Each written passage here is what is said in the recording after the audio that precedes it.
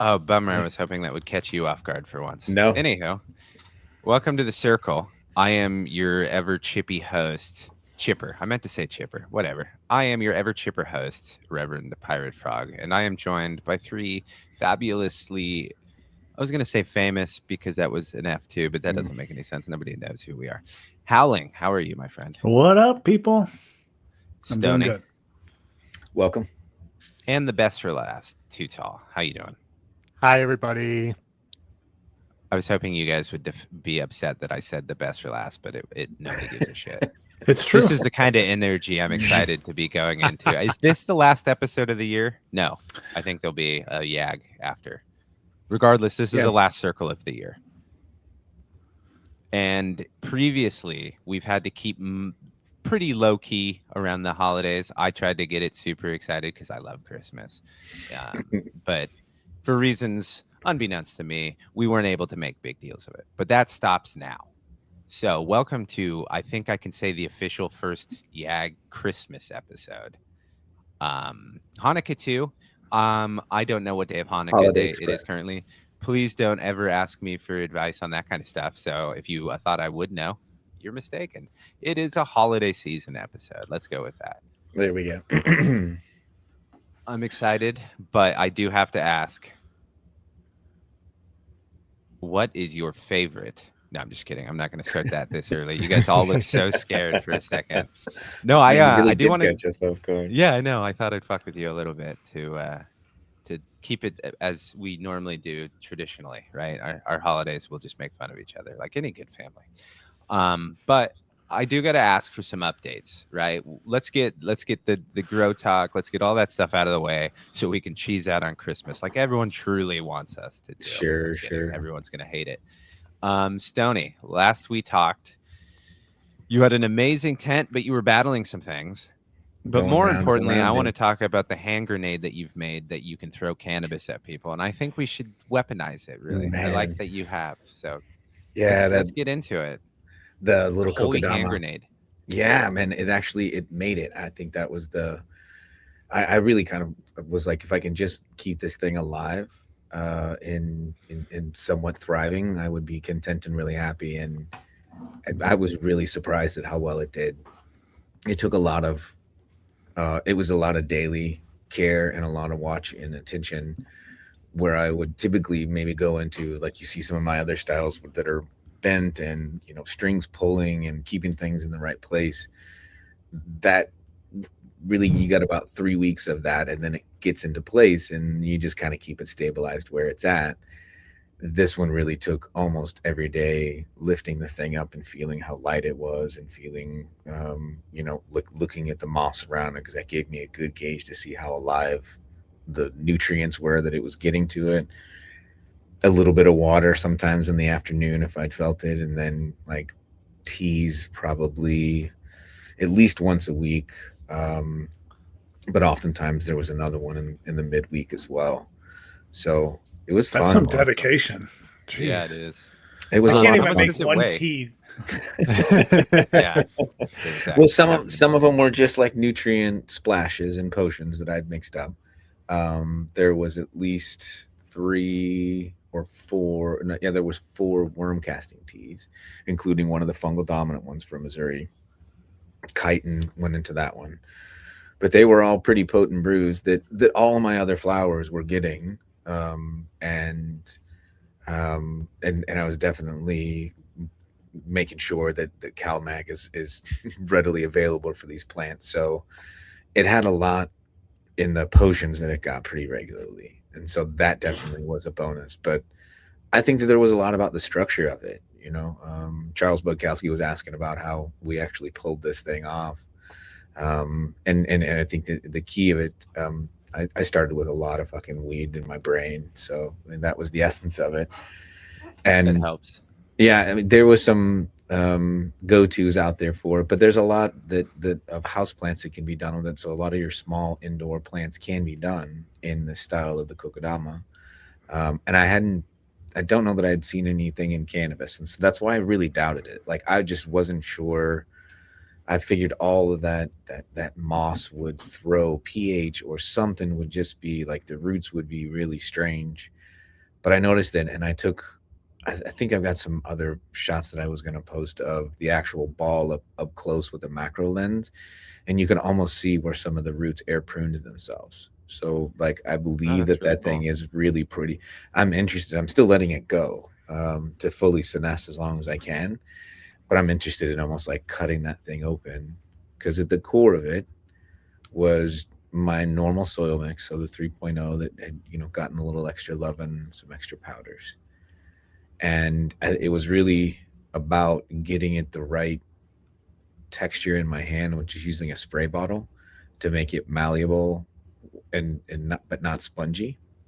Um, and then I started those two. I always do two seedlings just to see, and so I started it in that pot that the other one was grown in, and so they were brother and sister, sister, however we want to call them. And I think it was maybe week 3, and I just took a little, like if the soil is that loose at that point, I just take a little fork and kind of stick it in and loosen it up on all 4 sides, and you can almost kind of find where that taproot is.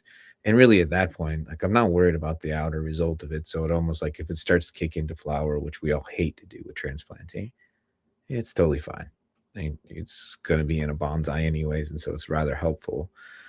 So I just took that little thing and I just kind of put it in my hand with that soil, and then I just kind of started grabbing and clumping and literally made like a baseball size around it with just as much compaction as like you would pack your pots of soil, right?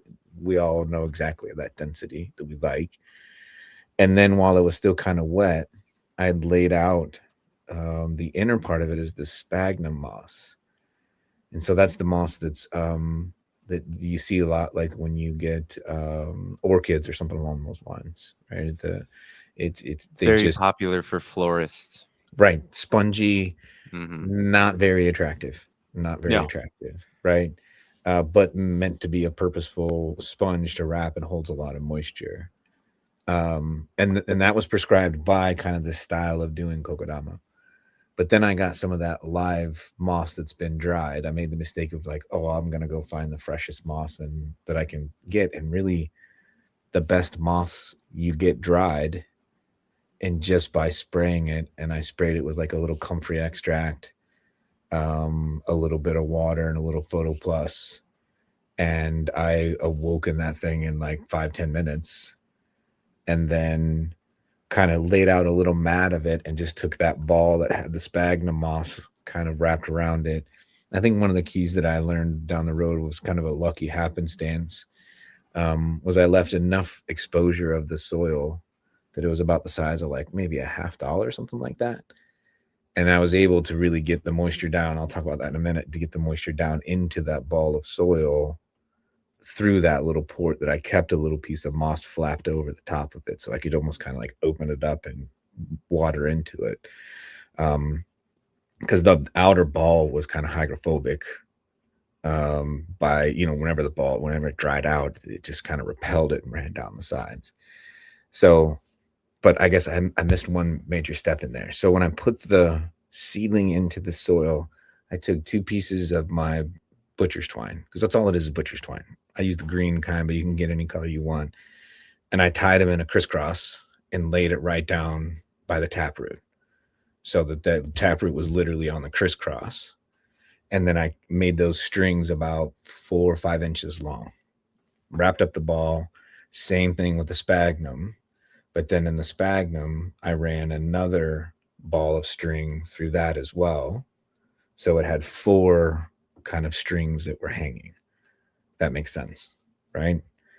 Took that sphagnum ball and laid it on the mat of the moss that was upside down, and then just started kind of bringing pieces up and assembling that ball in my hand while everything was still really kind of malleable. That's like, I believe what made it easier for me was that it literally could fit in my hand. Like, I know that's the ultimate design that everyone fell in love with, including me. But I think if it was bigger, it would have been harder to manipulate. And then I just took my twine and started tying it like a baseball, right? Just getting some twine around it. And then I left another long piece of string so that when you lifted that ball, you didn't see it in the photos, but if you lift that ball, there was like 4, 5, 6 strings that are hanging down. right? Taken from the same tech that we learn about sub all the time, sub sipping, right? So then I now had that ball and it was all really moist. And then I took the little clay bowl that I always have for the sub pot of my other bonsai. It's always done really well that Mrs. Olibrihe spun for me the first time. That little thing, I put a stone in it so that the ball would sit level on it and wasn't sitting too low into the solution. So really, in effect, I put more base water with some like enzymatics, some SLF 100, some Photo Plus through the top of it, but then all of the teas soaked up from the bottom. So I would fill the bottom of it, set it in there until I felt the moisture almost absorb all the way to the top, and then pour off the excess and then let that sit for like maybe 3 days, 2-3 days with an occasional water. And then the moss every day, I just kept a little spritz bottle and just kind of sprayed it with some water and tried to keep it as green as possible. But moss does not like even the smallest grow lights. Like 1,000 watts was So they like really low light. Yeah. Look where they grow. Always like under the shade and stuff like that. Yeah. But and you will discover that with terrariums and stuff like that. Like I used to keep frogs, and you would try and create these really mossy, awesome landscapes. And then anywhere that you had a light, obviously the moss would recede and die because it's like, that's not my fucking life, dude. Like, you can't force nature. But it did look really cool. Before you go on, I do have two quick questions that are really kind of the most important to me. How much did it weigh, and how far do you think you could throw it? When it was wet, it was probably, if I could use it comparatively, I would say it weighed less than a softball, like a standard softball. Damn, okay. And that's but it would get as light as an empty pot. Like it was basically like about a quart. Nothing. Yeah. So it felt like nothing when it was dry. So and here's my plan. Yeah. We build a ton of those with reg seed. And we just start chucking them into freaking nature. Just create a land race of stunted autos. Just tuck them out. Little bombs, little grenades, man. Can you imagine though? You get like you do it on federal land. You get locked up. Like, what are you in here for? Oh, I made soil bombs and chucked plants, dude. Yeah. No, it was really cool, man. So cool. No, you kicked it. You knocked it out of the park. Really impressive. I like that you followed through with it, obviously, but what amazes me is that the plant has so far followed through too. Like, what an absolute cool thing for it. I mean, it makes sense why I would, right? But it's fucking impressive, dude. Yeah, initially I was like, I'll start Howling's doing hats off for you. And I'm like, no, I'm just gonna like see if this thing can grow. Because honestly, it was one of those that it was a risk, because I was like, I don't even know if I want to say anything to people because this thing could die. And honestly, it went through a shock, and then it was way over water because I was making sure that it was like constantly wet and heavy, like that weight of the softball. And then it started showing spots on leaves, and I'm like, okay, there we go. And I was like, I'll see if I can pull this out. And I got rid of some of the lower end growth and just focused on this top little cola that formed on itself. So it was fun, and I will definitely try and do it again. But I would say that it's definitely something to be done with an autoflower, because I couldn't imagine that thing going into any sort of vegetative generative state and going into 12, you would just get 14 frustrated inches. in like 10 fucking day. You'd be like, I'm done with this. And not to undermine your magnificent project, because what you did was impressive, but I wanted to shout out a couple amazing other entrees. I'm hungry. Some other entries into this cannabonsai Olibrihes, if you don't mind. Dude, they were Human awesome. Just dropped his, which was roots exposed, which is, I believe, is traditional, right? Yes, Is that the very traditional style? He absolutely knocked it out of the park too. I don't want to give away too much, but he is actually pre-planned before he dropped that. He's going to be my co-host for the last YAG of the year. So I'm gonna really ride his coattails on that episode. But also shout out Matty Bloom. He unfortunately had some bad news that came up, but he did a wonderful cannabonsai that went through was it a deer skull? Mhm. It was amazing. Jay grew an absolute beast, which just the Yag middle finger. Yes, yeah, right. yeah. Love it. So Gannick brought up a good point. There might be a clean Yag sweep in this year's contest, right? We got traditional, creative, and beast. I think were the categories. I should know more. I did enter. I have no chance of ever winning again. I thought yours was really pretty creative. You weave them kind of like Yeah, I tried. It Yeah, was pretty for what you were going for, and it was something between you and your girl. I mean, like, yeah. that I was like the pretty story. I like it. Yeah. I thought it was a cool thing to do. It worked out in my head. And then I saw everyone else's entree. Fuckers were feasting in entries. And I was just like, that's what creativity looks like. Yeah. That's impressive. But no, I enjoy it. You really see some really talented people. And I think this is the 4th year, right? This is the 4th one. Yes. You were one of the original winners. The original winner, did they have multiple winners first year? Yes. Yeah, I was the first year winner, and then we The talked second about year it. winner, we had Flam, who he won, I believe, Mhm. or was he a third? I'm not going to keep going because I'm going to make myself look like an idiot. But we have had Yag representation in most of the victories, so I do want that to continue. Remember, Yag does pay a bounty to winners of random contests. We can't publicize that. You have to keep it average.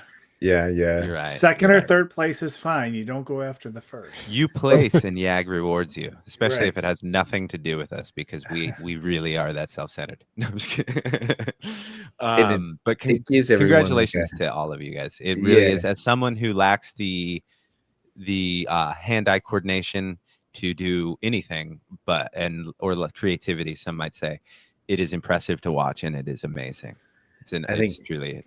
I think one of the things about being a new grower and doing it is that, you're so careful and cautious with these beans, like one at a time.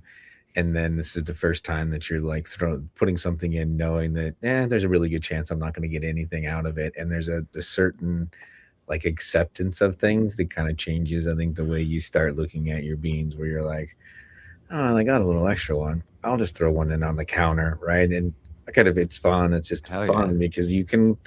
That's why I say for a lot of these beginners that jumped into it with autoflowers is exactly what you said. It can be a stage where it's like, all right, I can't do this any longer. Like, I love the autoflowers because you've got about 3 weeks, 4 weeks of fun with it.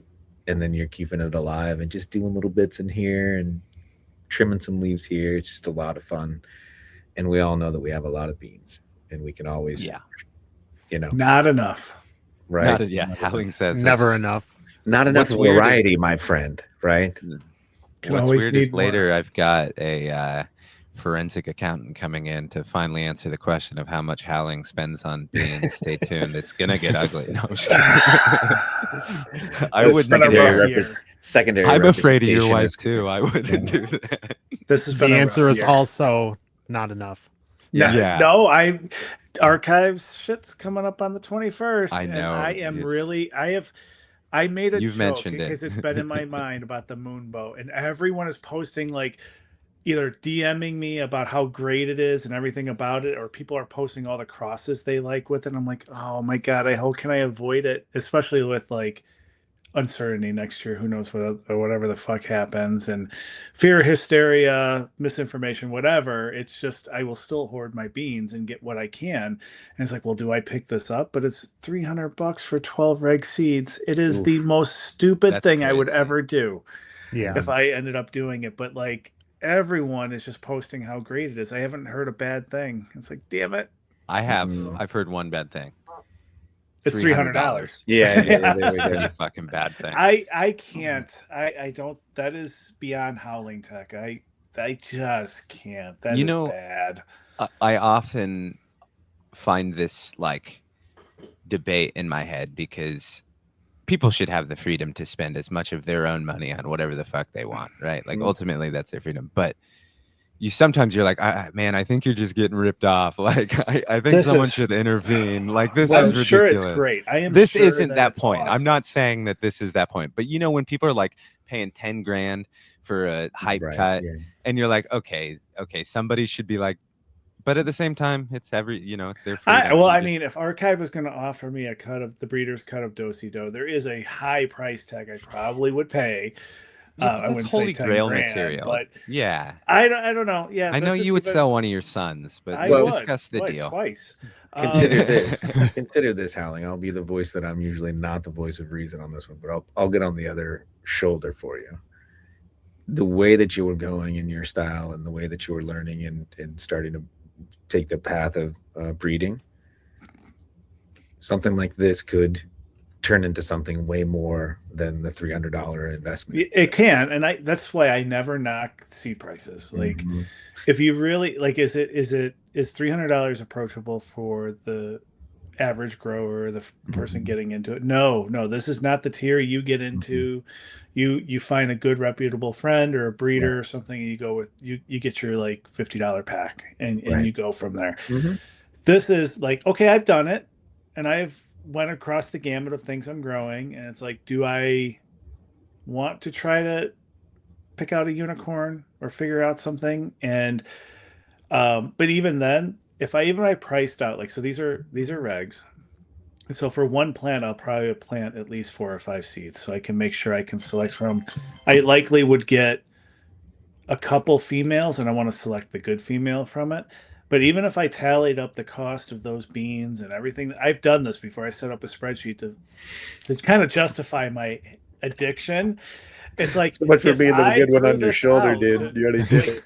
like my plants, like, unless I'm growing in a small pot, if I grow in a good amount of soil, I get a lot of material. I get a lot of product at the end. And so if I spend 20, 25 bucks a seed, that's like a drop in the bucket for what I'm getting out of that plant, especially when I can, if I apply, like, I grow more seeds than plants I need, and I can pick out what I want. That's my selection. That's what I get to do. And so I got something unique for me that is still far cheaper than if I went to the dispo. Mhm. I will say, and I would argue higher quality too. Sure. There is a lot of logic to it. I won't even say 300. I mean, here's me. I'm not going to spend that kind of money on seeds. I'll convince either. myself there's something else Sorry. to grow. It's Yeah. like some people, like, I was just born and raised into that kind of mindset, to where it was like, I have family members that would drive a mile to save 10 cents for, and you can't explain to them that that's losing money. They're like, no, I saved it. So stubbornness and cheapskate I come by, honestly. But like, 300 isn't the worst I've heard. And it's like, you can No, there's really, people that get auctions for far Yeah. higher than Oh, that. yeah. Mhm. Yeah. So it's not bad, but you know and what? if it's something you want, then it's a hobby. You reward yourself in these hobbies, right? I'm chasing shit I don't need to. Yeah, that's the problem. I'm Or the not. hype, when people Yeah. get really into the hype. I mean, and you is it start looking at beautiful? it. Is it going to be wonderful? And could it bring a lot of money to someone that selects a good pheno and grows it out? Like, but I'm not that. I'm a home grower. I grow for me, Mhm. and there is a lot better options out there for the price for me. And I won't shy away from $150 pack. I have done Fair. that quite a few times, but 300, no. I'll leave that for the commercial facilities or the craft growers that really want to hunt something and do something with it.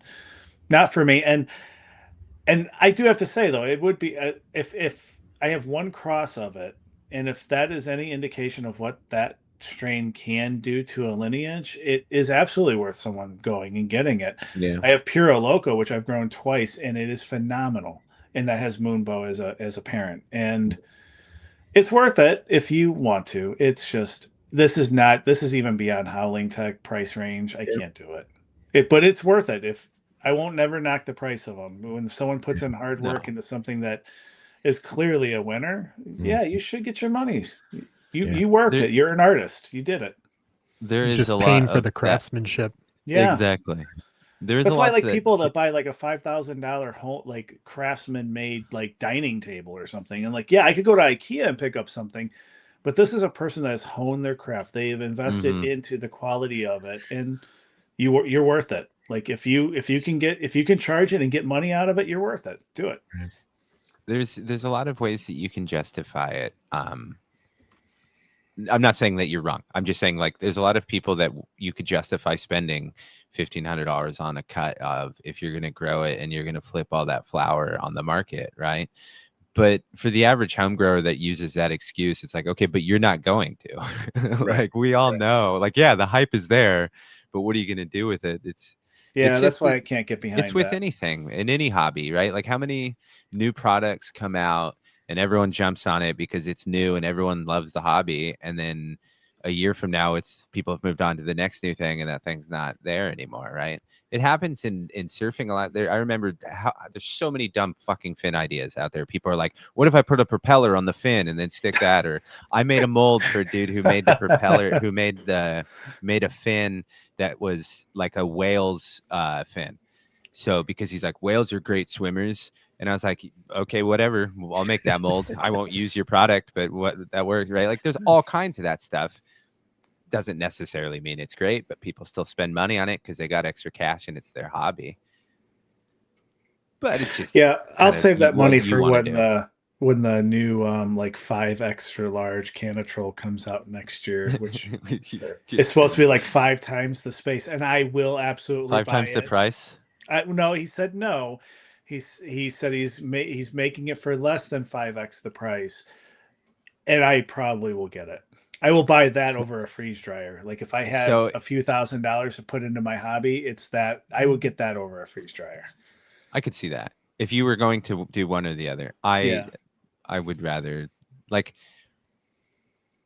it's another one of those things where to me I will weigh what the benefit is for the money, and I'll just be like, well, I'll just Do, hang drive for that price no, point, no, no. Do right? you know Like what the benefit is? Is my quicker fucking week of turnaround. hell. No, my week of Oh, hell this week and compromising the room that my dry ton is in. Mm. that's Is fair. I so mean, yeah, no, if I could put a Canatrol off in a corner. And because right now, like if I have a plant that maybe is ready to come down, and the only room I have to dry it in is a room that I don't want to put any plant material in because of the issues I'm dealing with in that room. It sucks. that's fair. Like, Yeah, no, that's a fair point. I just to me, I don't know if it'll ever be worth, even if it's 4 times the price, right? Like, I'll set up a tent in the bathroom and just get shitty hayweed before I'll spend do you 4 know? grand. Do I you know know why that's I not can't? optimal because it's stupid, but it's just the I way my brain have works. I've kind of went like in a circle with growing where like you kind of like want all the hype stuff and you want to do all the Mm-hmm. new stuff. And like at this point, I hear a lot of people that have smoked a long time in their life, and a lot of their stories are from things that were done 20 years ago. They're not things that were done 2 years ago. Mhm. And That's a good point. so some of that comes from lights that you use or genetics that you ran or the way that you dried. There was something about it. I honestly think like if there was ever a purpose for me to be growing, it's to try to chase what those old heads were trying that they love and they still talk about. The newest shit is tasty. It's great. It's unique. But I love hearing these stories about this older cannabis culture that I didn't grow up with. I didn't start smoking until like 4 years ago. So to hear this, it's like, and they were drying in fucking far shittier conditions than our Brown paper bags, manicured dude. little dry tents that we have that we precisely control. And they were still producing things that um, gave them an awesome effect, which I will, like some people grow for taste before effect. I will always go for effect before taste. Yeah. And that's what they talk about. And What the hell is that's that, another Tootall? reason why I can't You convince agree myself with to get a Canatrol. I Like, guess so. I don't know. just that thumbs up every time. I like that. It's like a superpower. Yeah, I get it from your point of view, especially in that way. I'm not disparaging that. There are a lot of other things that we have had conversations about where I will say that is a waste of money, but quite frankly, a lot of people use it and like it, so it's just out of my price range. That yep. doesn't mean it's a bad product, right? Nope. There's a lot of shit that is really good. I just can't afford, right? Like I Wait, heard, didn't you? I have to talk about equipment. Didn't you just chop Hammerhead? yeah, How did you do a Hammerhead, sample already? Did Jordan's you? How did? early. I took early and Oh, just okay. yeah. It Random wasn't a thought great that just sample. popped in. Yeah. No. Yeah. So I chopped Jordan's Stretch, Hammerhead, Spotless Mind, and Mango Crush. I've still got Galaxy Express, Star Fox Merch's recreate or Merch's seed increase, and Eggnog Surprise from Alebrije going in the other tent. Once those wrap up, I've got my photos starting, so I'll be planning in 5 days, 7 days. I do math for a living, and I can't even figure that out. Christmas. I'll be planning those photos probably Christmas Eve because I'll get impatient. And then I've got some of Alebrije, some testers to run in the Alebrije tent. So that'll be fun. I mean, I'm excited to watch this photo run. I think you said on the last episode that it's been a few years since you ran photos. So yeah, it's been. I cannot wait for you to come to the master race. Come to the good side. I was thinking about it, and I was recording this podcast the last time I ran photos still, but it wasn't something that I had chosen. At that point, it was a clone that we had done multiple experiments on, and lemon glue, and so it wasn't any exciting. It was just kind of running a control and then running the experiment, and then you just kind of follow. When it's a control, you really can't do anything, right? A control has strict standards of care when you're doing something like that. Like you can't improvise, so it's not really fun gardening. The experiments are more fun, but even then you can only experiment in the one thing. If you do make any other changes across the board, it kind of voids your experiment. So it's very strict growing, which is not something that someone who enjoys growing organically or lazily really suits. So I'm excited to do this my way, because the last time was not. And before that I did, but my understanding of organics has only gotten better as I've aged. So not every grow is better than my last, but at least I understand why each grow, if something goes wrong, at least I understand why more, so I can be like, well, I can understand where I should have put my effort or why it failed. Not that I have failed grows or anything that often, but everything could be better. It's just, it'll be nice to kind of just do it. And I haven't done it in an earth box. This will be my first time growing a photo in an earth box, because I did it in big beds before. I am excited. Yeah, we'll see how it goes. I still slightly regret choosing long flowering like hazes and stuff and go. Yeah, exactly. Go. But it'll be nice. I'll probably get 2 cycles of Alebrije shit out of the way before I pull down these fucking photos. But yeah, it's a benefit of being buddies with Alebrije, right? Always got plenty of other shit to run in his tent. He keeps me plenty busy. So yeah. I've had a 12-week flowering plant, and it takes that just drags on. After like week 9, ass. it's like, oh, come on. The medicine is so worthwhile. It's one of the hardest things, and Tootall will join me in this. Probably one of the hardest things about loving hazes and trying to advocate for more people to grow hazes is because you can describe how wonderful the effects are. You can talk about it. Oh, this is such great medicine. Oh, cool. I'll grow it. How long does it flower? Well, I got some bad news. This shit might go 14 weeks. Oh, well, I don't have the time. So, yeah.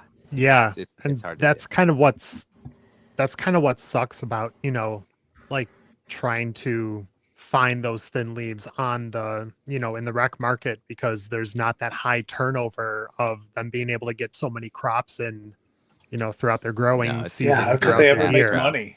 Yeah, They exactly. can get 2 grows in at the same rate as the, and this is probably also leading to, there was something I was watching that they were, a listener question came in about why doesn't dispo weed give me any energy or anything? Why is it always sedating? And they can't grow those styles that typically get it. I mean, they have to cut. I mean, now they're trying to get flowering cannabis under like 50 days. And it's just like, they got to turn and burn. And that's the only way they can make money and get the people that do not care what they're getting. They'll just spend money to get it. Yeah. And that's what they're doing. What's the highest THC percent? Yep. Or you just Yeah. go in and tell the bud tender asks, "Do you want an indica or sativa?" And then they grab a pack that doesn't even have a label of what genetics are in it, and it just says Yeah. sativa, and it's the cheapest shit on the market because, Yeah. quite honestly, that's probably judging by the trash around my shop, that's what's the best seller is the cheapest eighths, you know? Mm-hmm. I mean, I do have to. I have to say, I bitch a lot about Illinois' prices, but I do think that the medical dispo market is not bad. I mean, that's what got me into it. Is I found there was a company, Rhythm, who went like they did like for like the whole year, all they grew was archive shit. Like that, everything I know Pretty when cool. I first started smoking, they were actually archive strains, and that Dosey Dose being one of them, and they did it really well. And I mean, that's what got me smoking. So I'm glad that we at least have a market that is not complete shit. Well, I take that back. It wasn't years ago. Now all it is larf that they're selling. They're selling shake and larf. And then they're selling, there's a lot of, I think they call them like THC infused buds, but it's basically like the moon rocks where they take Spray. isolate Yeah, or it's- something or spray it. That is so disappointing. Like this is Yeah. what you've turned to. Like this is It's terrible. one of the biggest topics of conversation of people who went through the medical system in California, and then when it transitioned to recreational, 2014, right? Like the medical system, as I was growing up, was pretty fucking awesome. It had its issues, but it definitely was a lot better than the recreational market is now, and it's interesting to say the least because we've kind of reverted to now gray markets are more popular than dispos. And so it's like, I mean, our market's been crashed for how long have we done this podcast? Almost 4 years. Yeah. We're going into our 4th year, right? I've been talking about how the California cannabis market has been basically destroyed since then. And there's not really signs of improving. I mean, the governor just had to intervene to stop a tax increase on something that he proposed because they were like, what do you tax a dead body, right? Not getting anything off of it. But yeah, so it's interesting to see how those markets obviously shape and get ruined, but that's another conversation for people much more intelligent than I am. Well, let's circle back on the talking about the plant height, because I think there's a lot of truth to what you're saying. The size and growth for that, especially when you're growing vertically, right? And so to do that in a style based on some of the square footage, there we go. Based on some of the square footage that you have in the MSOs. So when you look at the larger scale MSOs, they have got 120 to 130,000 square feet of canopy space that they're allowed for the state. So they can grow a lot of those rooms are single stacked, meaning that they have one large table and then they have the lights that are suspended from the ceiling. A lot of places, especially in the craft cultivation, don't necessarily have that sort of space, and so you see a lot of double stacks and a lot of triple stacks in these. Some of the very large MSOs, they'll put the triple stacks in, and they're a nightmare. They got triple stacks. There are triple stacks Jeez. that are out there.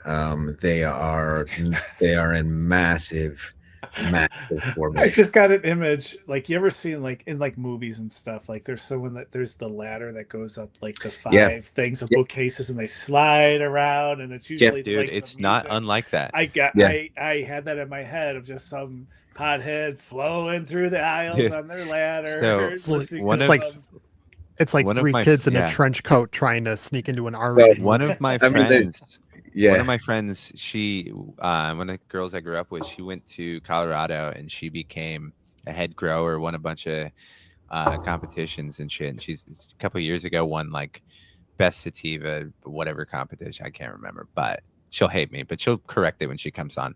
Anywho, she sent me a couple pictures of her grow, and they were on like forklifts, dude. Like they were 3 stories high and shit. Like I was like, that's way more industrial than my shop. What the fuck? And a lot of times they'll have at that stage, they'll have like fall protection. So they'll be wearing a full harness up there of like a big massive one. But most places, so back to it, they don't have that kind of square footage or that time frame for the light and trying to select genetics to kind of time themselves out. And I think one of the things that I'm learning more and more is that based on just how an operation has to harvest, and when you're harvesting multiple strains at one time, there has to be some sort of a sweet spot that is found. And because of the rhythms of things, certain rooms get certain lights in different aspects that um, they're able to get penetrate further through the plant, and so you have further development of the THC, the further development of the CBs that happen. Senescence doesn't always happen, and so I think that does sort of, in a sense, bring the tones of the hybrids pretty like it does align a lot of these tones that come through. So to what Howling was saying before, they are going for high THC. Unfortunately, the sad part of that is it's really consumer driven. Yeah. The market is driven by it, and what unfortunately, people it is ask a for. it's a Yeah. catch-22 because of the price of things. People are more interested in getting some of the pre-rolls. They are interested in getting some things that are the B size rolls of the B buds of size, right? Or popcorns or whatever the industry Popcorn, wants shake. to call Yeah. it. There are a lot of advantages of some of those bees as well, because a lot of times they're in the trim process. Those are actually A buds, and they are just because they don't fit within the sizing of the actual bud and the top of it of what we list as the A's. So, coming down to the growth of it and taking it back to that, a lot of times it's a struggle for an operation to have the genetics align. And there's a lot of very concerted efforts into the way that we grow, that we align certain genetics to be in different parts of the room and stay closer together because of maybe the way that they feed, maybe it's the way that they react with the light. We're constantly changing up genetics. We're a small operation, so it is different than a large MSO where you can have a massive room that may be 10,000 square feet and just say, well, that room doesn't look good, we're just going to put that into pre-rolls. Or this is what when you see large scale MSOs, um, the extracts are a way for them to use. They don't always necessarily produce for extraction, and so it's a way to utilize product and to get things out of it and leave behind things that you don't. So the extracts that are coming from some of these large scale are sort of sometimes can be planned obsolescence. And so it's really up to each cultivator and to try and figure out things within the market that work. And it's not easy because the genetics are on the same scale of what we were talking about earlier, to circle back, like the difference of the cost of genetics to a craft cultivator versus an MSO it's all relative because of what can be done with those genetics along the way. So, yes, the lights definitely have an impact on those massive sativas. And I think there are certain cultivators that have accessibility to take an entire room and say, hey, we're just going to long flower that room. But until a lot of these markets really progress and get to a spot of, I think some of it is consumer education and understanding of it and really knowing there are no more land races. Let's be real. Yeah. And what few there are highly protected of. And so now it's really like it is a drift of the consumers. And I think that's why a lot of people are driven to the home grow, because once you Certainly hope so. learn, You can control it and you can figure out what you want through your own research. I think one of the issues a lot of people always mention is lack of education. They're like, oh, I wish the bud tenders knew more and stuff like this, or they explain more. And it's like, okay, well, that's Yeah. tough because who do you think they're hiring, right? Yeah. The person who knows more and does all that isn't going to work for the wage that the person Right. is hiring is going to pay. Yep. So it's like it's unfair to be like, that bud tender didn't explain this right. Well, Yeah. would And- you and- for $10 an hour, bro?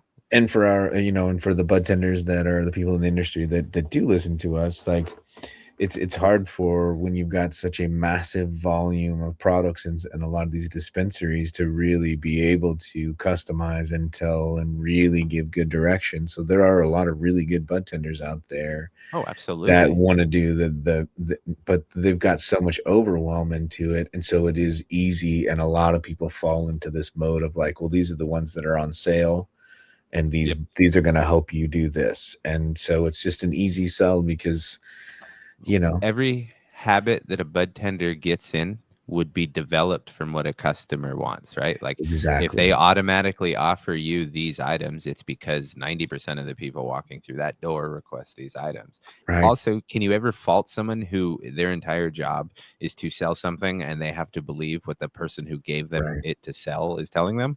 Like, right. this is supposed to be this, and it's supposed to help with medicine. Like, yes, they're supposed to sample it, but Mhm.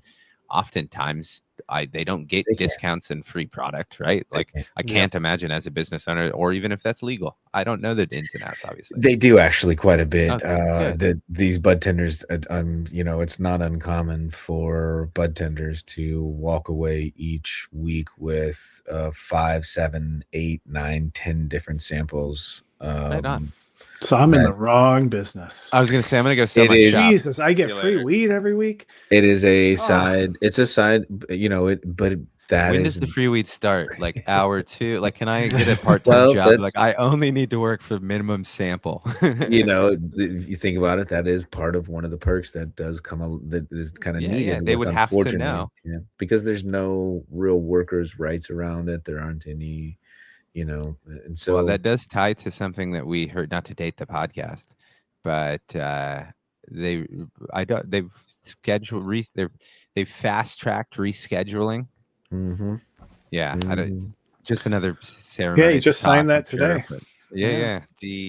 so to schedule 3, right? Hello, Pfizer. yeah, Yeah, I can't wait to see that. So, a lot of people I saw were like curious how it would affect the home grow. I don't think it will at all. It's mostly like so that they can start using tax breaks and banking systems, right? yeah. It does make it overall. It's not as it can't be charged as significantly as it would have been, right? I think they've lessened what they charge people with, regardless. But I believe it would be a lesser sentencing. Don't quote me on that. Yeah. But honestly, It was it would, saddening if anything, to yeah, watch I him don't think talk about. He's basically said, "I don't agree with this, but I'm signing this, and it's not delegalizing; it's just reschedule." Like you what bothers me. I you mean, got let's not pushed to go do into this. what It's very bothers me clear about you that got guy. pushed to go sign this. Yeah. Just Yeah. based on the language you're using of how you're doing it. It was like it was a begrudging, like I don't want to sign this type thing. And so if he is being forced to do it, imagine the powers at play of why. And that Dude, sucks. Yeah. what's disheartening is hearing any and I don't like any politician. I've made myself clear on that. But listening to any of their reasoning, like I've heard legit politicians talk about how they don't like the smell. It's like, motherfucker, do you know how many things I don't like the smell of? Like, that's not a reason to ban something. That's fucking Have you ever un-American. smelled an 80-year-old woman that with the Yeah, perfume that they put bro. on? Jeez. I've lived next to some people that I don't think quite showered, but I didn't say that man needs to be banned, right? Like it's Yeah. just such Can I bullshit ask a real selfishness. question? Yeah. Not that No. these weren't real talk, but so this happened this week, and I admit, like, so I am a very new smoker and very new to this culture, so it's only been a few years, so I'm still kind of learning what like is socially acceptable or not, or things that we should try to make socially acceptable. And I was at my son's school because we had to have a diabetes meeting or whatever, and there was a person that came in to drop off his 2 kids, and it smelled up the whole vestibule like he hotboxed the car. Where does anyone stand on that? Like, because for me, it's like not I consume and everything, but I have to think about what led you to smell like that, and where were the kids, and what happened. You just drove them to school, like, and this is not an uncommon thing. There are some people that just really radiate the smell, and it's not just a normal "I smoked a J on the walk with my dog" type thing. It is I just hotbox the car, and it's just like I don't know.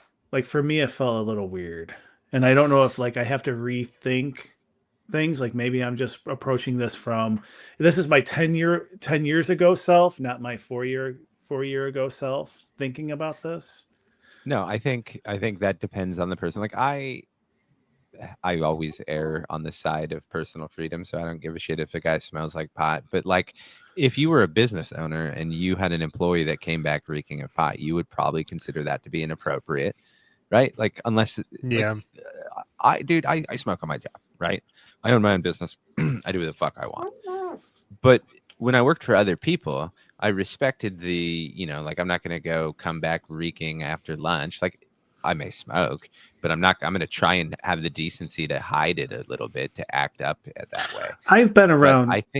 I think there's a fine line to walk. And I think being respectful of other people, like when you smoke a joint on a dog walk, for instance, I make sure no one's around and I try and avoid people because it's not their fault that I like smoking weed.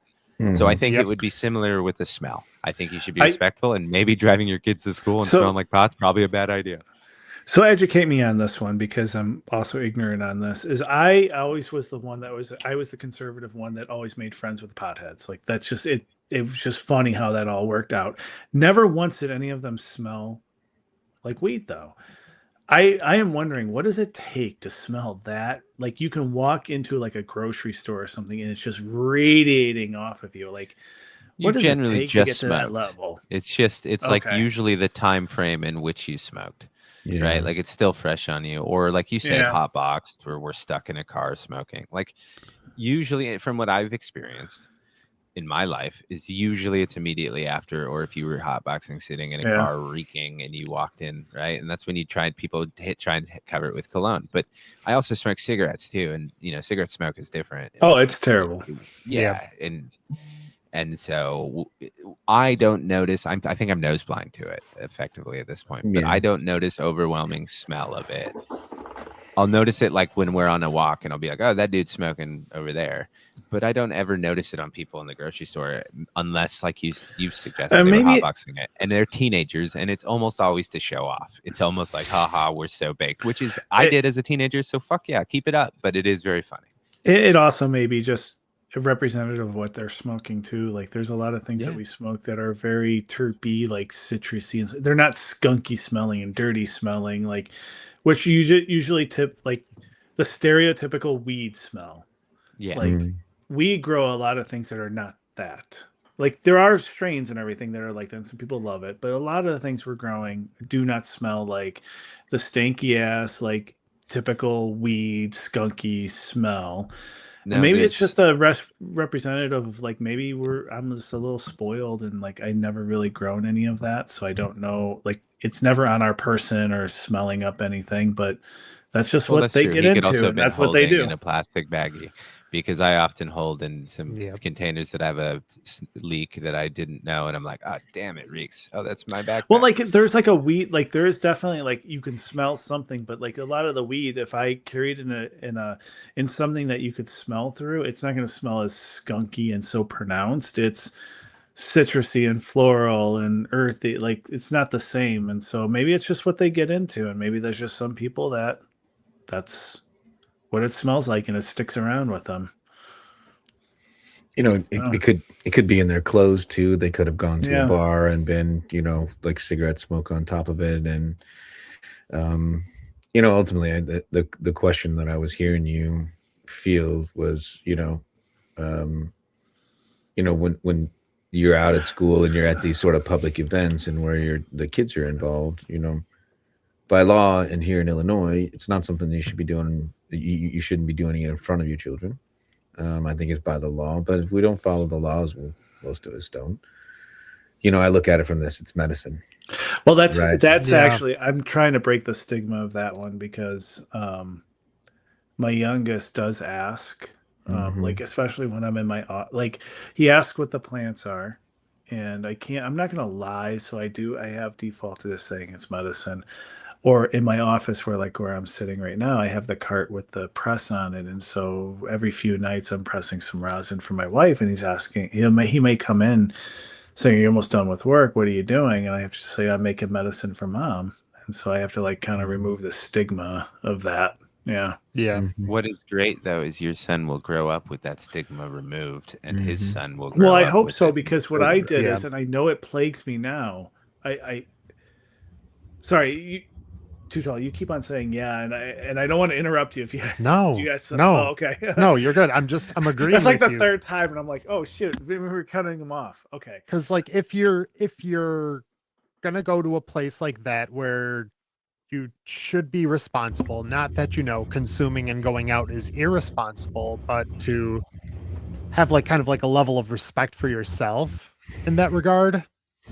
And New York is kind of in a weird spot because we can you can smoke a joint anywhere you could smoke a cigarette. It's That has to be wild. awesome. It's very It's freeing. it's hands down the best approach to legalization, in my personal opinion. Yeah. Yeah. It is also hilarious because you get tennis pros complaining that it smells like weed at their tennis matches, and that makes me happy. Yeah, it's wild just because you'll be anywhere and you'll smell it. I mean, some of it smells better than others, of course, but it feels more normal here. So that like when I go and I travel to different places where I know that's not a thing, I feel like I get a little bit too comfortable at times where I know I'm gonna do something and I may fuck up, and then I'm like, oh yeah, no, I'm not from here. I'm sorry. Yeah, that And then is I try to how it flash the was. medical card and see what happens. It's legal in my state. You guys know, yeah. It's culturally it's different too. Every state has its own scene, right? Like if a New Yorker tried that in downtown LA, they'd probably get away with it because of lack of enforcement. But like normally that's frowned upon, and it's funny because in where I live, like smoking outdoors in general, like they've banned cigarettes. So it's like you can't even smoke cigarettes, which is wild. It's like So Minority Report. It's like you even think of a cigarette, you are yeah, punished. they I saw it, dude. I took my dogs out and like I was trying to smoke a joint in this sweet trail, but there was drones overhead because like they were doing something, and I'm just like looking around. I'm like, it was the worst I've ever felt because I was like, fuck. In the future, all those city ordinances that I've always ignored are going to be enforced by robots. I got to ditch and shit. Like I'm gonna start getting tickets for every cigarette or every joint that I smoke in the wild delivered. Like it's the worst. But guys, before we get too far along. We did an hour of a Christmas episode without mentioning any holiday related themes at all. So I've severely failed. So it's going to be a slightly forced good. and rushed. I'm kidding. Good. Yeah. Before we move on, I have to ask, Tootall, have you made any progress with your grow space that you wanted to talk about? So And no rush. I just knew that No. you wanted to talk Yeah. about it slightly. No, I tried. I tried Good. my hardest. I ended up buying a pipe cutter, and I know it was the wrong type of pipe cutter, but I figured, fuck it, I might as well just send it and see what happens. And I was going to town on these pipes, and I mean, like, I made it around the one pipe. It was the type where it has the little cutting wheel, and you spin everything around the pipe.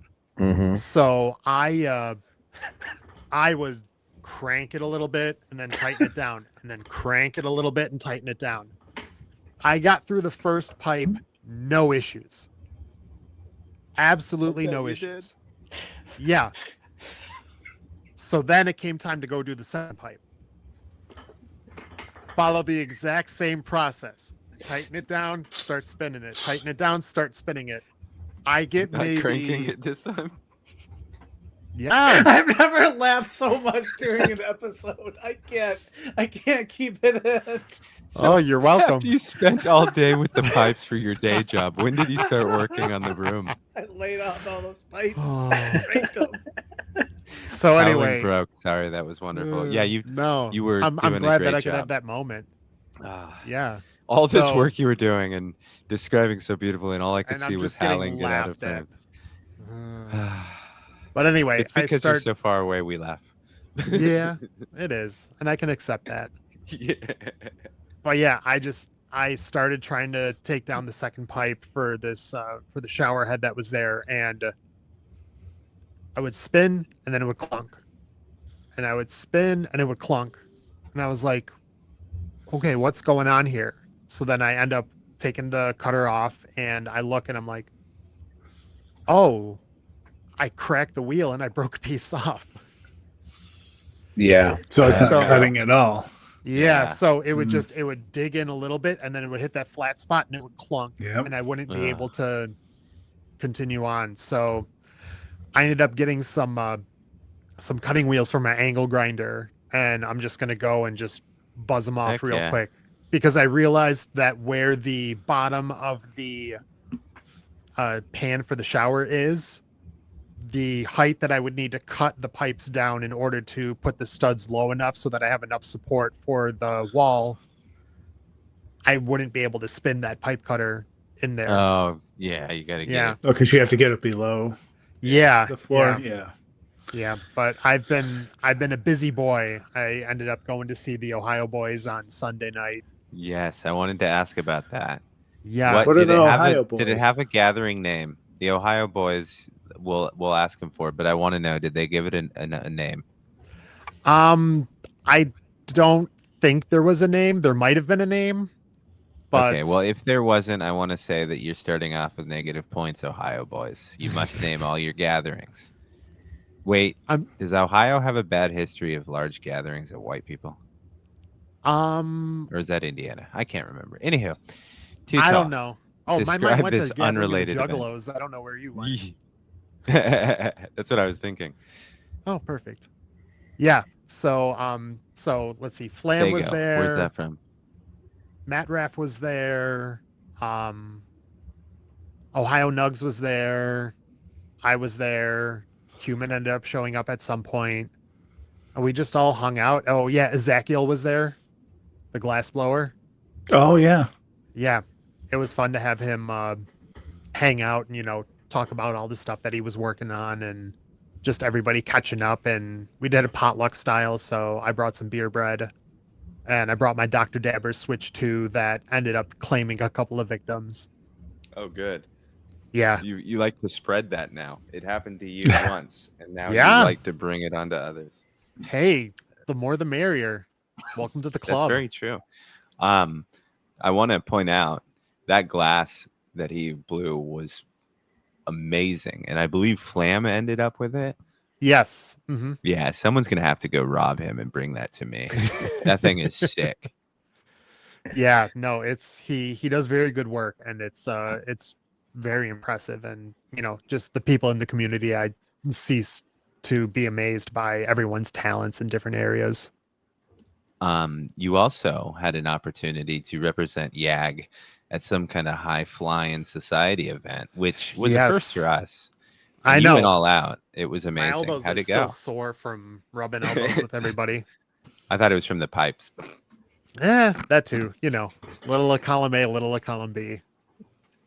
But yeah, no, I had the opportunity to go and set up a little booth at the Buffalo Cannabis Network Happy Holidays party, and it was Oh, cool. Buffalo Cannabis Network is just an organization that puts on events and puts people in contact with all sorts of different people in the industry. Like they have, like, I saw some gray market people there, some like brands there, local dispensaries. They were giving out goodie bags and everything. It was wild to have the opportunity to be able to be a part of something like that. That's so cool. It makes me so angry because here there seems to be quite a few cannabis related events that happen in Rockford, which is very northern Indiana, or in Peoria, which is very southern Indiana.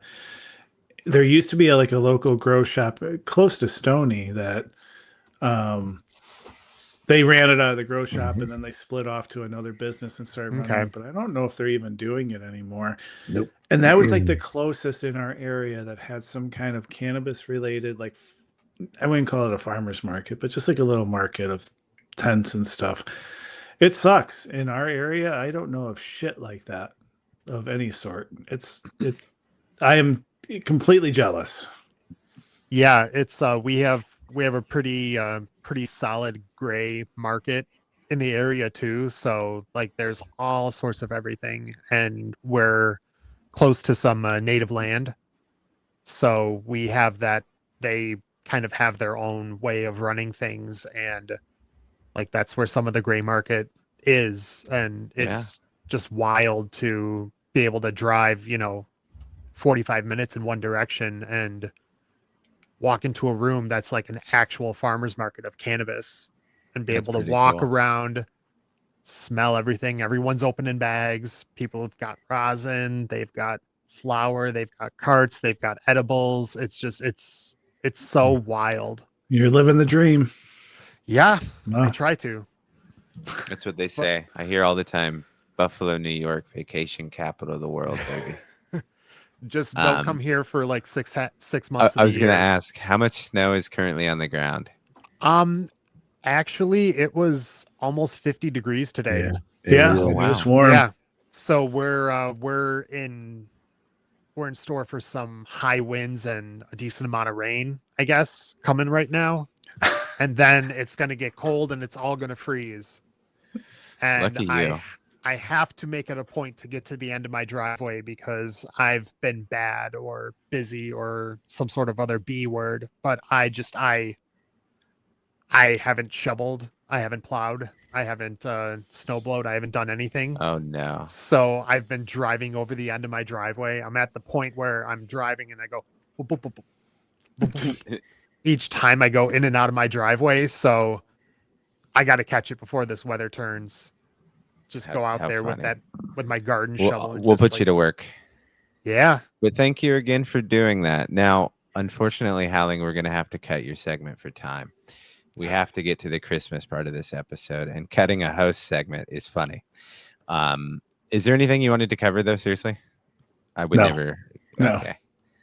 Then I'll get into this. Before we plan to make this more of a Christmas episode, but we'll get into it at the end just so we can come up with a Christmas-esque title. But before we recorded tonight, this episode was supposed to be with Terp, but Terp could only do one day this week, and none of you guys could do it. So I'm putting all the blame on you. Fucking bastards. guy working all the time. I What know. the hell?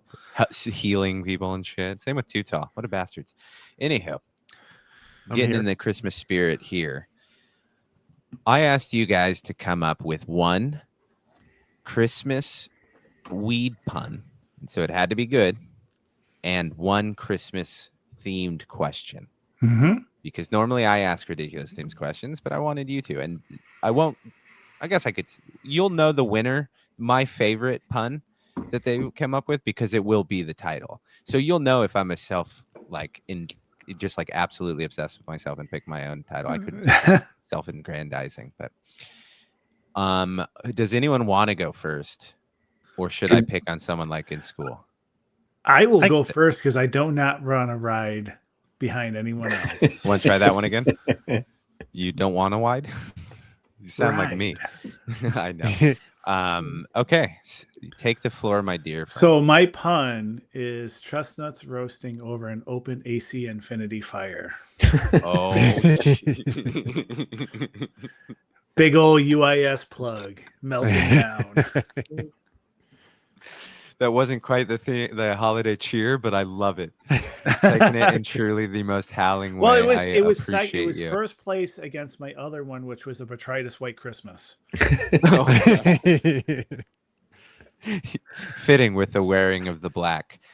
All right, my friend, what is your Christmas question? So your Christmas or questions. Tree. So Christmas tree, it's a 2-part question: multicolored or white, flashing or not. All right, you have to call on people. Oh, the yeah, question Stoney. asker gets it.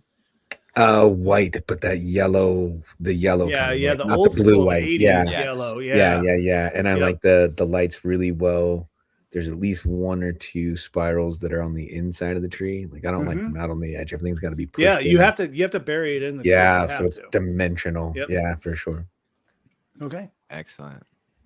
Flashing or not? No. Okay. No.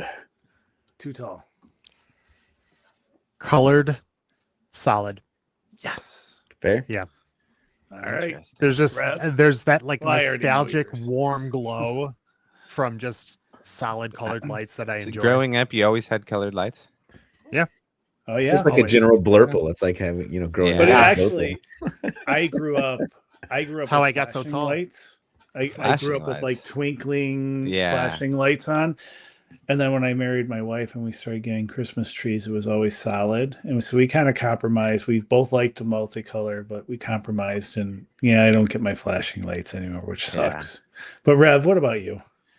I like Stoney, like the yellow white lights. Okay. And there was a time, I believe, one Christmas I did flashing lights. Super cool. I like the idea of the twinkle. 2 seizures Um, later. I was You're gonna kinda say done. I've had 2 seizures later, and I don't think I'll fuck with it.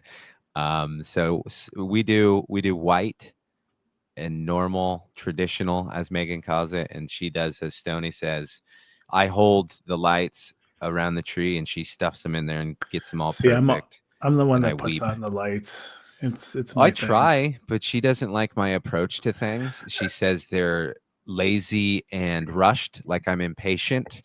And No, some not other you. words. No, Yeah. So also apparently all the decorations need to be evenly spaced and not just thrown up on there like someone is a Pollock or something. But I should I send you a enjoy it. picture of our tree where it's clear there's a line where the ornaments were and were not. And it's Yeah. based on where Louis can, like, as far No, down as yeah. he was going to go. Yeah. No, and so I usually am a participant in manual labor with decorating. I get told Yep. what to do and Okay. when to do it. Fair Like a enough. true. Yeah, but that's good. Do you have any more, or is it time for me to select the next student? Oh, select the next one. Tootall, my friend. All right. So I got a couple of puns. Have a highly jolly Christmas Okay, that's a good Very one. good. and deck the halls with boughs of rosin. Oh, there we go. That's a I good like one. that one. Yeah. And then my question, what is your favorite Christmas movie? Ooh, good question. Yeah. So we'll let's go Howling. Well, why not Die Hard? No, jeez. No It's one a said you Christmas couldn't movie. pick Die Hard. No. Honestly, what is it called? So maybe I'll mangle this title, but everyone fucking hates this movie. It's The Night They Saved Christmas, I think is the name of the movie. And the reason why I remember this, it's not as much about the movie, it's about what was happening at McDonald's at the time. And so Okay. when you grew up in the 80s, we got the good toys and stuff. Yep. And so it was a book for the night that they saved Christmas. And I don't know. It just kind of sticks with me, and I like what now it's to the point where I have to watch the movie alone because no one can stand the damn movie. It was one of those. If you can imagine like a Hallmark Christmas movie, it really is that. I think it had, what is her name, Jacqueline Smith or whatever is Okay. one of the main characters.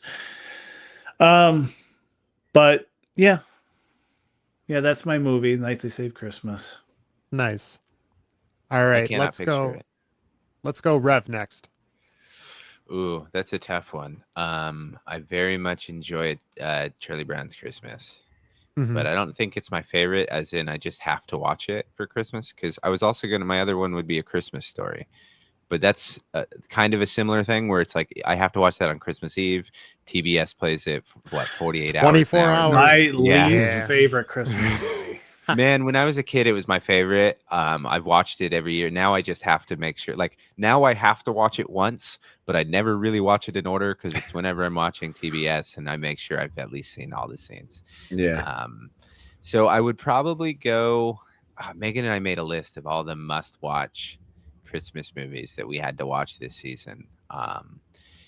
We've not achieved a single one of them because some jackass works too much, but I'll probably go. I'm trying to remember the list. Oh, easy. A Muppets Christmas Carol. Mm. Oh, Michael That's a good Caine one. gives Christmas a Carol, fucking I really performance, like. dude. Yeah. Yeah. I like the Or old Scrooge is black good and white too, Christmas but the Carol. Muppets one, because I'm also a sucker for their Pirate Island or their Treasure Island remake with all the Muppets Yeah. Treasure Island. I liked them. There's as a kid that liked them a lot, so probably a Muppets Christmas Cool. Carol. Nice. All right, Stoney, what do you got? What's your favorite Christmas movie? So like Rev, like the one that's on constant rotation is probably National Lampoon's Christmas Vacation, solid right? choice. Yep. So loved it when Alabrije put out the Griswold family tree sticker. Friggin' loved Mhm. it. But the other one that I think is probably the nearest and dearest to my heart, and one that just takes me back to being a kid, because I think that's a lot about what the holidays are, at least for me, is thinking, like back when winters were really cold and there was tons of snow on Christmas and being stuck in the house. There was something there's a movie that came on TV. This is, when channels were not pre-programmed and you just turned the knobs, kids. But there was a movie called Emmett Otter's Jug Band Christmas. Yes, my sister loves that movie.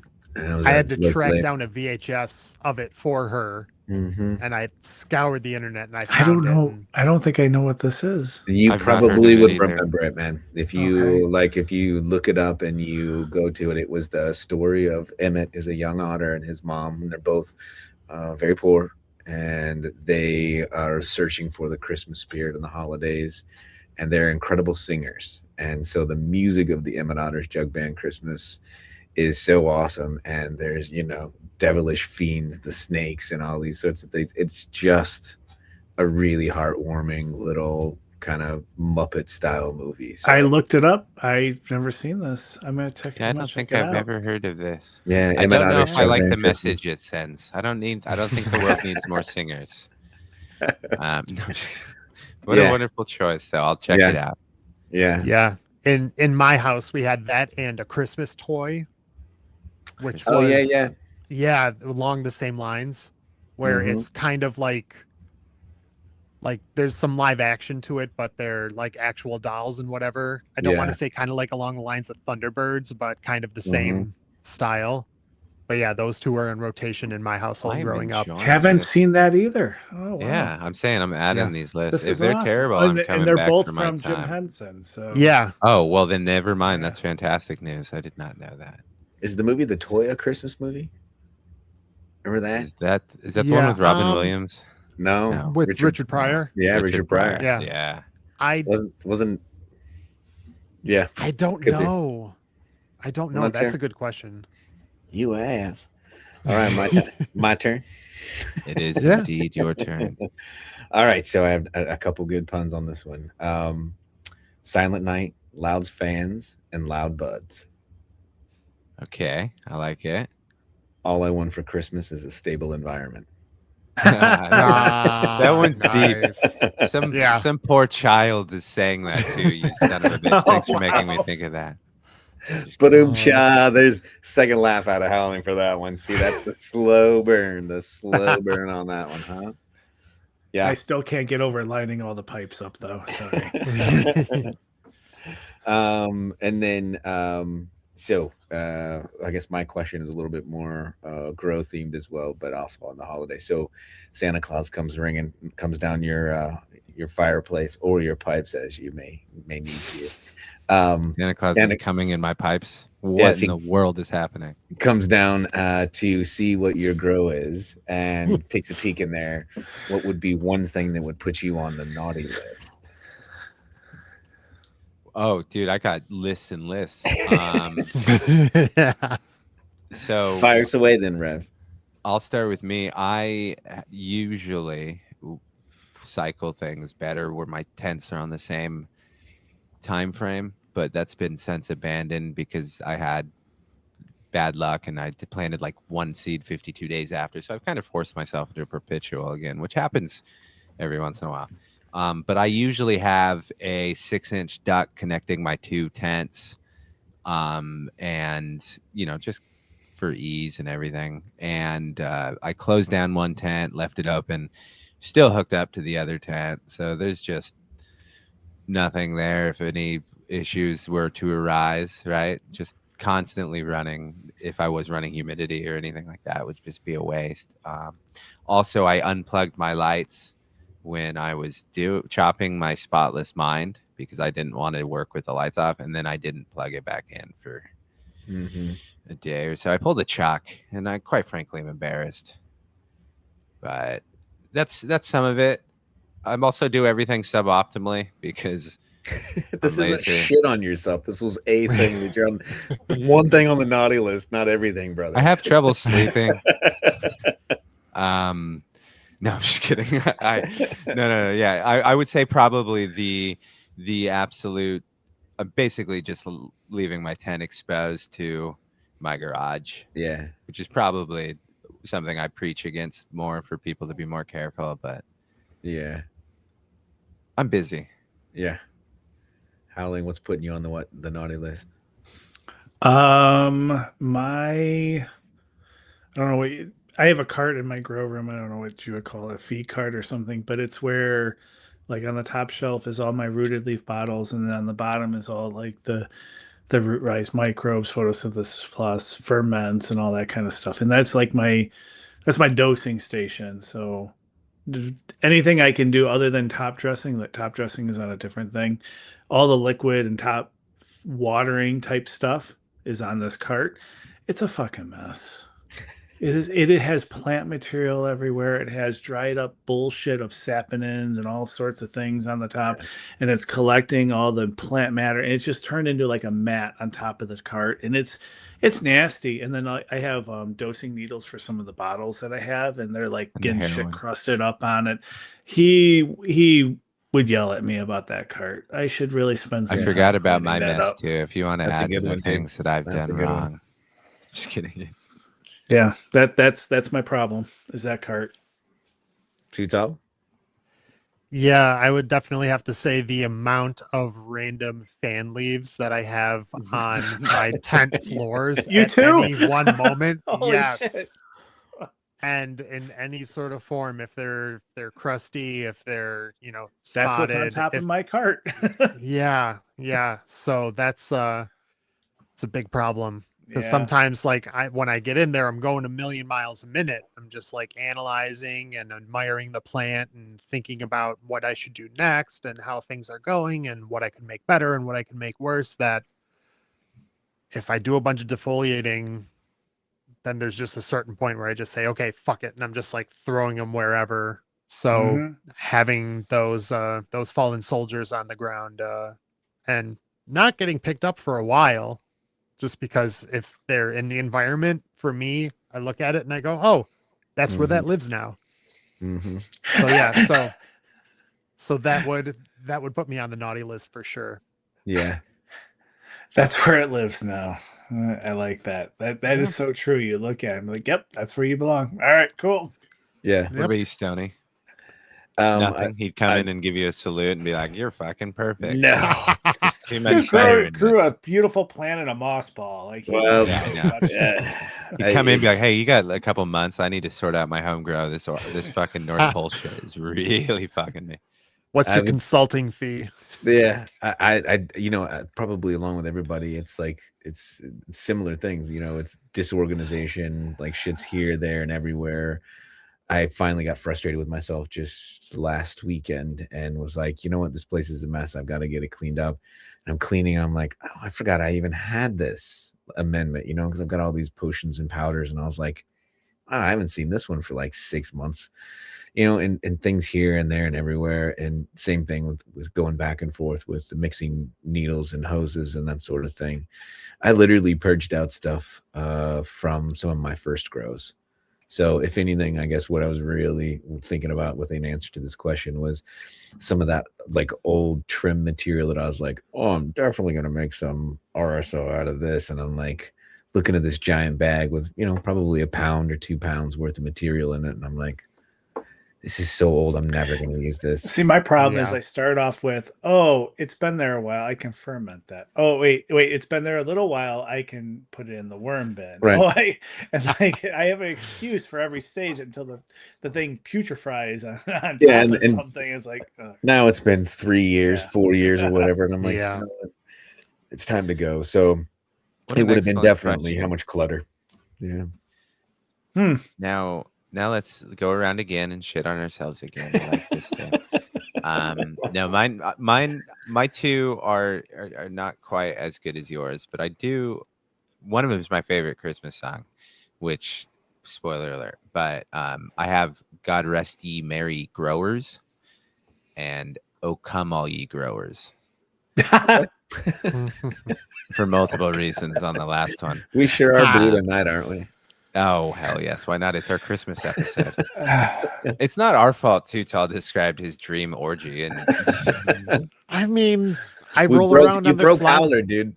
I know, Yeah. I know. I'm But my question to get us back on, so I think we'll end up doing like 22 minutes of Christmas, content, which will be good enough for whatever. Good enough. Speaking of which, let's get those, before I ask my question, let's get those puns that you want as representation. Again, what were they?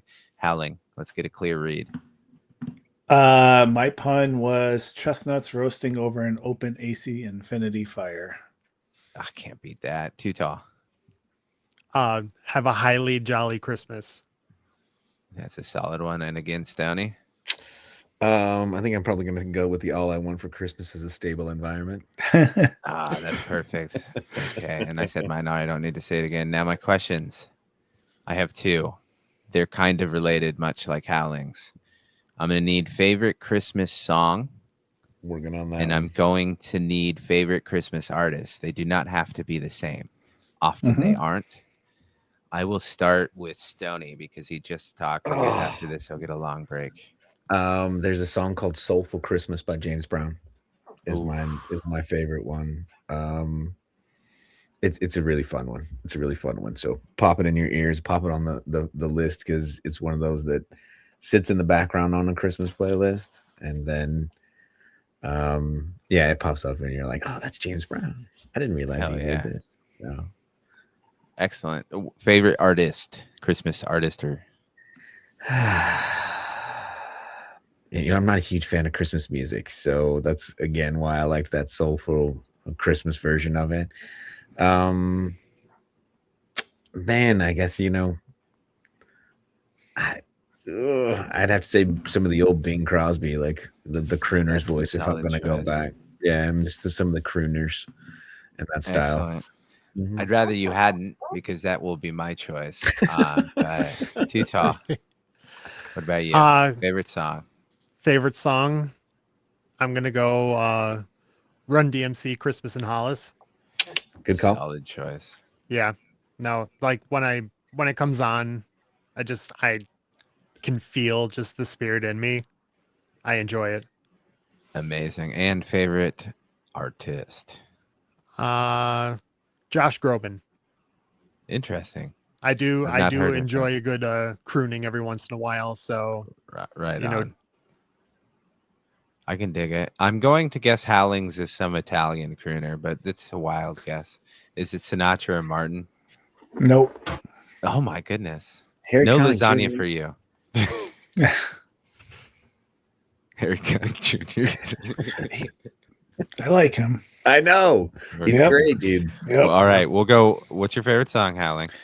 It is Christmas Eve. What is it, like Christmas Eve Sarajevo or whatever? It's by Trans-Siberian Orchestra. Okay. I can jam out to that. Favorite artist? Michael Bublé. Is it true that he hates Christmas now? I think so. I think that's what I was finding. Can you blame him? But I just love his voice. Like for Christmas music, he's that like good. Lounge type singer type voice. Yeah, I dig it. I do not necessarily like modern singers' take on Christmas necessarily, like because I'm some kind of Christmas snob. I don't know. I've found what I like and I listen to it. But he almost got me to like literally almost got me to buy him an album because in one of his interviews, he was like, I was on shrooms last night. And I was like, that's a solid guy right there.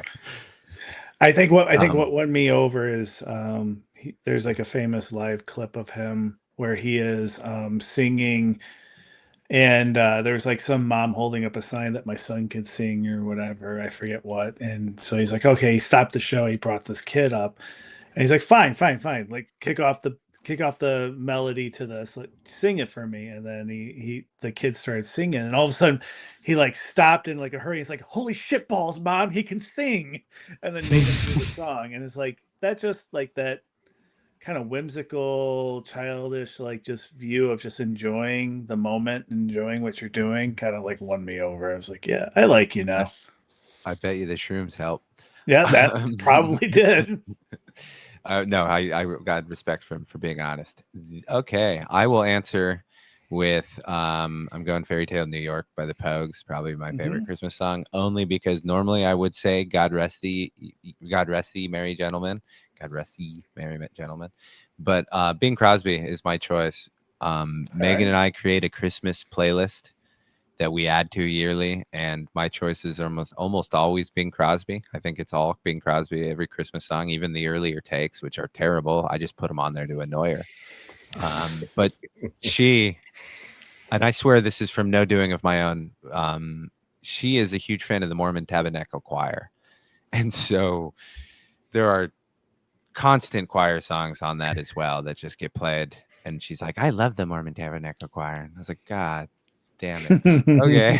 Anyhow, my aunt was in it for certain years. So it is kind of cool putting that on the playlist. But that's the brunt of mine's Bing Crosby, the old crooner. Awesome. Yeah. Does anyone have any other Christmas related news? No. Don't all Time answer for at New once. Year. It was a Yeah, pretty ridiculous. I look forward to it. Thank everybody for listening, and thank you all for joining us on this super merry, overly Christmas episode. No, but seriously, thank you for listening. I hope everyone has a Merry Christmas. I don't know what day of Hanukkah we are on, but have a great Hanukkah. Happy Hanukkah. Merry Christmas. Let's all have a happy New Year. Yeah. You'll hear me one time before the New Year. I do apologize, but Way to threaten them. yeah, well, Cuman's my co-host, so someone's going to want to hear him, and we have a great guest. I will not spoil it, but Tootall mentioned him earlier. Figure it out.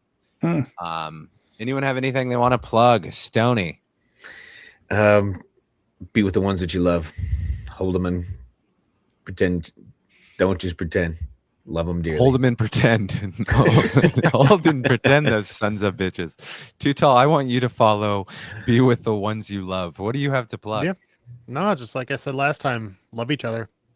Okay, well, you can't do two in a row. Yeah. I'm just kidding. I'm just kidding.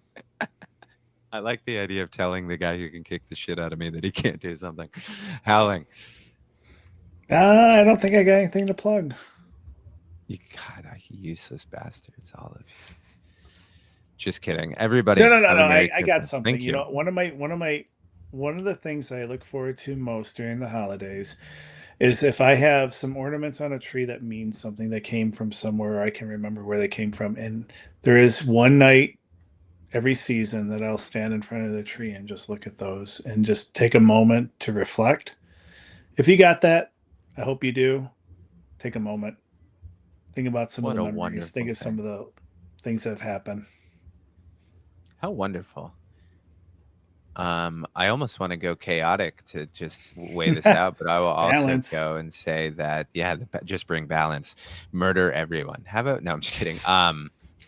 No, seriously, if you guys know anyone that is getting into growing in the new year for Christmas or anything, or is getting anything, the best thing you can do is just give them information for free, right?